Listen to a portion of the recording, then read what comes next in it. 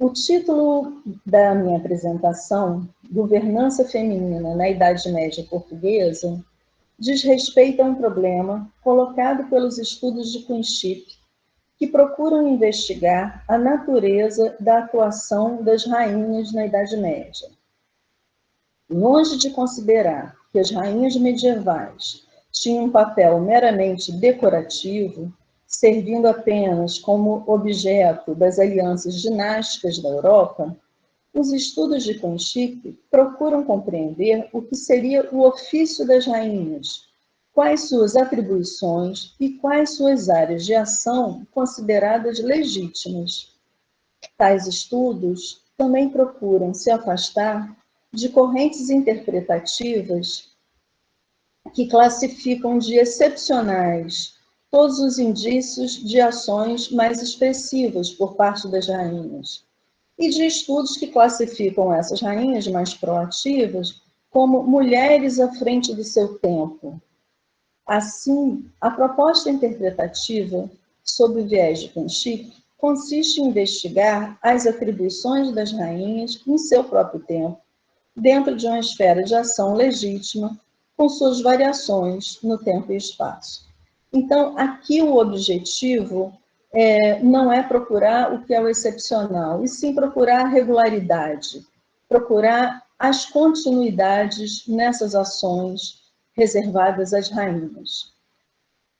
A historiadora Teresa Ehrenfeld destacou alguns campos de ação das rainhas que seriam, em maior ou menor grau, considerados legítimos e constitutivos da natureza de sua posição e poder. Seriam eles: os direitos conquistados com o casamento e a maternidade, o exercício do patrocínio de variadas formas, a piedade religiosa e a influência sobre a igreja, a intercessão junto ao rei, e mesmo as atuações em guerras. Observe-se que esses campos de atuação, muitas vezes, estavam relacionados entre si, e essa divisão tem uma finalidade metodológica nos estudos de Coinchip. Então, como a gente vai ver mais à frente, esses campos, né, apontados por essa historiadora, quando a gente pega um caso específico de Portugal, fica mais claro como esses campos estão relacionados entre si e como eles abrangem elementos que são econômicos, jurídicos e políticos, né, que fazem parte desse poder da rainha. Na apresentação de hoje, vou me ater ao caso de Portugal, procurando investigar a natureza do poder legítimo das rainhas nesse reino entre os séculos XII e XV. Para isso, podemos partir da própria natureza do poder real na Idade Média. Nas palavras de Le Goff, o rei medieval era um rei contratual e não um soberano de fato. Eram primos inter pares, e sua força, em grande parte, estava assentada no domínio senhorial, que, como define Alain Guerreau, consistia no poder do senhor sobre as terras e os homens. Essa linha de investigação leva aos questionamentos relativos ao poder das rainhas medievais portuguesas, nessa esfera específica de seu poder sobre as terras e os homens que nelas habitam. Ou seja, qual o poder político, jurídico e econômico das rainhas no reino português? Qual a extensão do poder das rainhas sobre suas terras e sobre os homens que ali se encontravam? E em que medida essas terras e poderes resultavam diretamente da posição que ocupavam, ou seja, do fato de serem rainhas e não meramente do fato de serem grandes senhoras?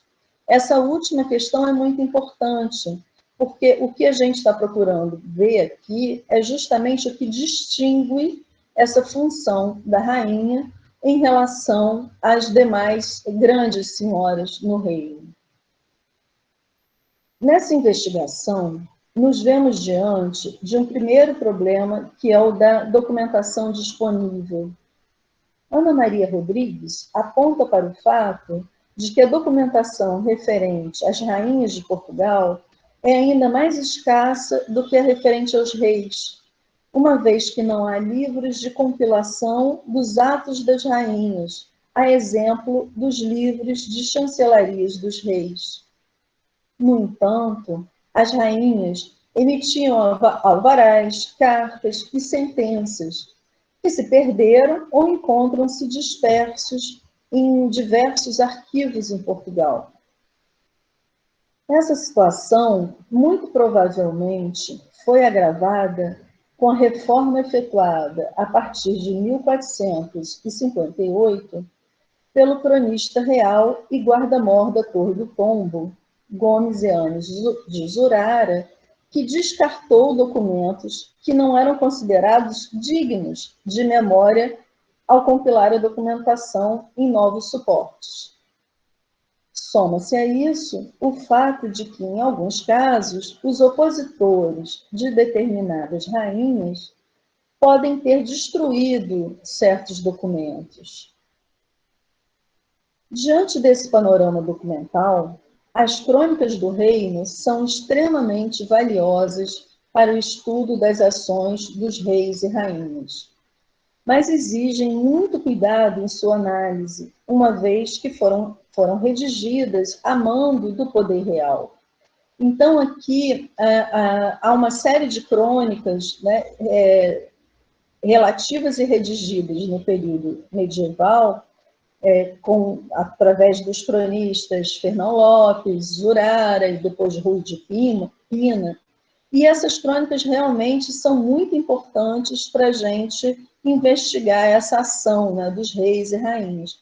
Porém, é preciso ter muito cuidado, porque elas foram redigidas a pedido e com o patrocínio dos reis.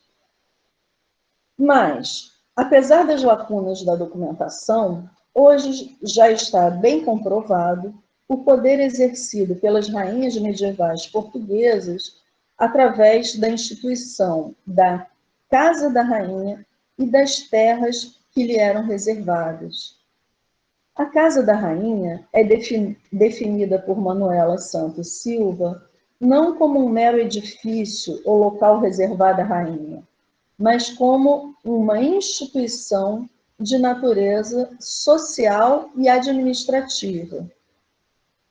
Incluía dezenas de mulheres encarregadas de diversas funções, das mais humildes até aquelas reservadas às damas da corte, assim como dezenas de servidores homens, como mordomo-mor, governador da fazenda, vedor da casa, copeiro-mor, além do capelão-mor e do confessor da rainha.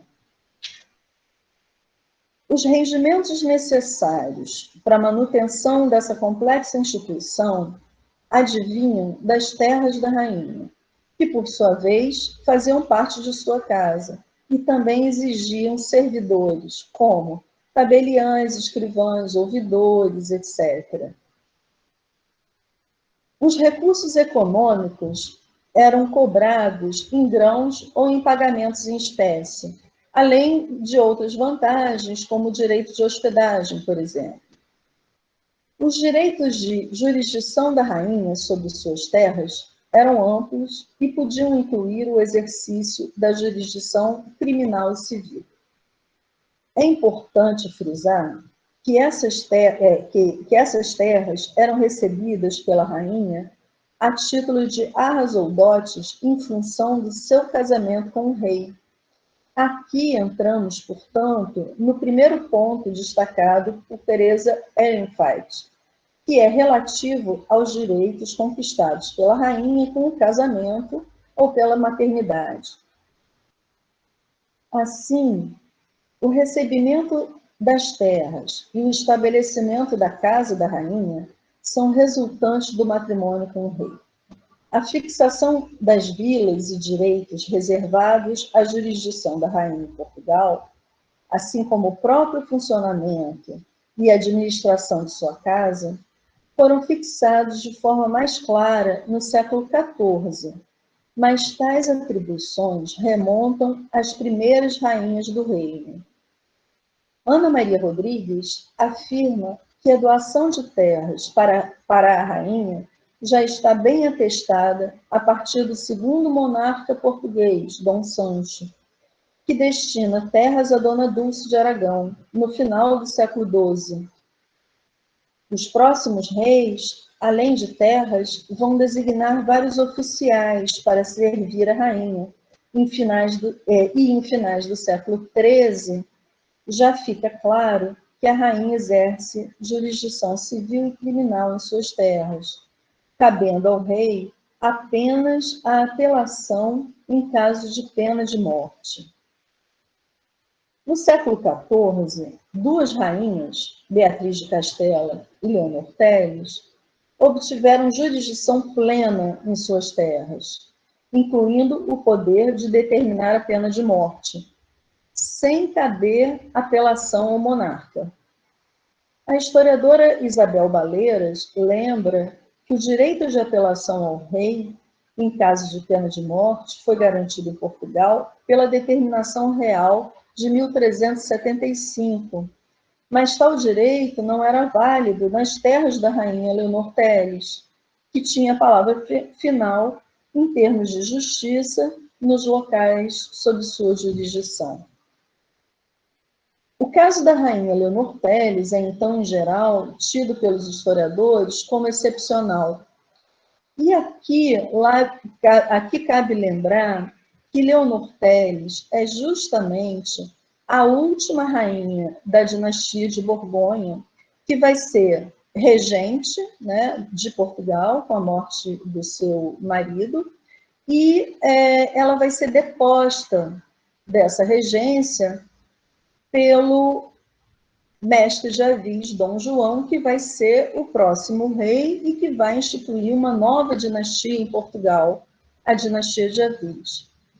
Ora, é justamente sob a dinastia de Avis em que se redigem essas crônicas do reino. E por isso a gente observa nessas narrativas um tom bastante crítico a Leonor Teles, e que eu creio que leva também alguns historiadores a terem uma visão dessa rainha como um caso muito excepcional. Mas é importante perceber que já havia um precedente em Portugal de uma rainha com poderes de pena de morte, Dona Beatriz de Castela, e que havia também já certa regularidade das terras tradicionalmente reservadas às rainhas. A rainha seguinte, Filipa de Lancaster, cujo período é tido como um marco da fixação das terras e da jurisdição da rainha, recebeu 6 vilas para seu senhorio, sendo que 4 delas eram pertencentes à rainha anterior, Leonor Teles, de forma que fica clara a continuidade de regiões do reino tradicionalmente sob a jurisdição da rainha. Então, o que eu estou querendo mostrar é que já havia uma tradição de vilas que ficam sob a jurisdição da rainha, e que essa quebra dinástica não significou uma mudança nessa tradição. Uma carta da rainha Dona Filipa de Lancaster menciona essa tradição de governança da rainha portuguesa sobre determinadas vilas do reino. Inconformada com a interferência do rei em suas terras, Dona Filipa envia uma carta de apelação ao rei Dom João. A rainha afirma que as constantes apelações dos habitantes de suas vilas, levadas ao monarca, estavam prejudicando os seus direitos, isto é, os direitos da rainha em suas próprias terras. Dona Filipa, nessa carta, lembra ao rei que ela detém toda a jurisdição, e que as apelações judiciais em suas vilas deviam ser encaminhadas a ela ou a quem ela designasse. A rainha, nessa carta, afirma que suas exigências estavam de acordo com a tradição das terras da rainha. Esse documento deixa, portanto, claro que no século XIV, essa esfera do poder da rainha já estava bem estabelecida. E não é por acaso que o apelo de Filipa de Lancaster é ouvido e o seu poder volta a ser respeitado pelo rei. Então, essa documentação é bastante importante, porque mostra a rainha ciente dos poderes que ela deve ter nas suas vilas e também mostra o fato de que ela acabou sendo respeitada, né, com relação aos seus poderes. A rainha seguinte, que é a Leonor de Aragão, ela vai seguir a mesma linha no sentido de mandar cartas querendo saber, né, do rei exatamente qual é a esfera de poder dela em suas vilas, e inclusive ela vai ter cuidado de ter funcionários que registrem as suas decisões e a administração de suas vilas. Esse poder advindo da casa e das terras da rainha em Portugal, por sua vez, é um áudio. Está dando um retorno, né? Por favor, quem tiver com o áudio aberto, desligar, só para a gente evitar essas interferências e não atrapalhar a apresentação. Então, seguinte, esse poder advindo da casa das terras da rainha em Portugal, por sua vez, era essencial para o exercício de outras práticas do princípio, que mencionei no início da apresentação. As práticas de patrocínio e piedade, em grande parte, eram sustentadas pelos rendimentos obtidos pelas terras da rainha. O patrocínio se manifestava por meio de concessões de terras, arranjos de casamento, apoio a artistas, trocas de presentes e atividades de diplomacia. A caridade e a piedade, também características do princípio, por sua vez, se davam com a concessão de esmolas e fundação de mosteiros, por exemplo, que garantiam o exercício de uma autoridade religiosa no reino e que, por sua vez, exigia recursos materiais por parte da rainha. Dona Filipa de Lancaster foi louvada pelo cronista Fernão Lopes por sua ascendência sobre a Igreja em Portugal. Afirma o cronista que ela, aspas, rezava sempre horas canônicas pelo costume de Salisbury, e por ele não ser bem ligeiro de ordenar, assim era nisto atenta, que seus capelães e outras honestas pessoas recebiam nele por ela ensinança. Essa passagem da crônica de Dom João, escrita por Fernão Lopes, apresenta a rainha ensinando seus capelães a rezar corretamente. Então, a rainha Filipa, que era inglesa, né, a rainha portuguesa, mas ela casou com o rei Dom João de Portugal, mas ela era inglesa, e ela traz para o reino o costume de Salisbury, e aí ela ensina, né, para os seus capelães e para as outras pessoas da sua corte, né, como rezar dessa forma. Aqui é literalmente a rainha ensinando o padre a rezar a missa. As crônicas trazem pistas sobre outra prática de princípio, a intercessão junto ao rei. Tal função era esperada da rainha e era compreendida como semelhante à ação de Nossa Senhora junto a Jesus como intercessora. Entretanto, de todos os poderes da rainha, esse era o que trazia uma linha mais tênue e perigosa, pois poderia ser interpretado como interferência e considerado ilegítimo. Essa função da rainha de intercessora junto ao rei aparece muitas vezes nas crônicas portuguesas, inclusive com relação aos assuntos da guerra. Mas o julgamento dos cronistas com relação a essa ação da rainha parece estar diretamente relacionado com as consequências do conselho ou pedido emitido pela rainha em cada caso. Assim, na crônica da tomada de Ceuta, escrito por Zurara, a rainha Filipa de Lancaster é elogiada por interceder junto ao rei em favor de seus filhos, que queriam empreender uma guerra para a tomada de Ceuta, fato que se concretizou com sucesso. Por outro lado, na crônica de Dom Duarte, o cronista Rui de Pina critica severamente a rainha Leonor de Aragão, que teria intercedido a pedido de um dos irmãos do rei para que ele levasse a cabo a guerra contra Tânger, que, por sua vez, resultou em desastre. Aqui a gente tem um exemplo importante assim, do cuidado que a gente tem que ter com a análise das crônicas, porque Rui de Pina, ao narrar esses fatos, ele está falando de uma rainha que também foi regente de Portugal e que foi deposta. Então, é uma narrativa que traz determinadas críticas também a essa rainha. Já a crônica anterior, né, que é a crônica do Zurara, falando da Filipa, é uma crônica muito elogiosa em relação a Filipa de Lancaster.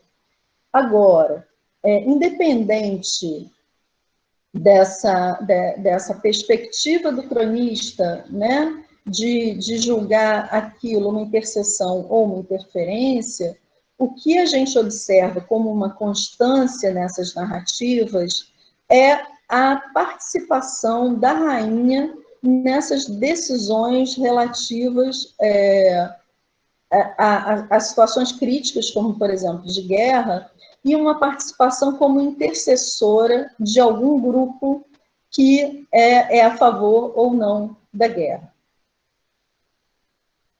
Bom, mas independente dessas ações da rainha serem interpretadas como intercessões legítimas ou interferências danosas, é digno de nota o fato de que as rainhas não estavam alheias aos assuntos da guerra. Na crônica da tomada de Ceuta, Zurara chega a afirmar que o rei necessitava da anuência da rainha e do condestado para decidir-se sobre a guerra.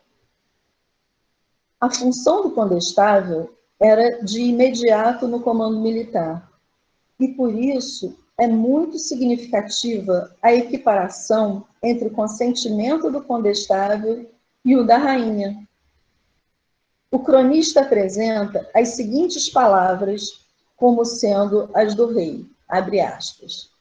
A rainha, por suas grandes virtudes e bondades, é assim amada de todos geralmente, que se ela este feito não dá consentimento, esse feito é a guerra, né? Que se ela este feito não dá consentimento, nenhum dos do povo, nem dos outros maiores, nunca porão mão em este feito com nenhuma força nem esforço.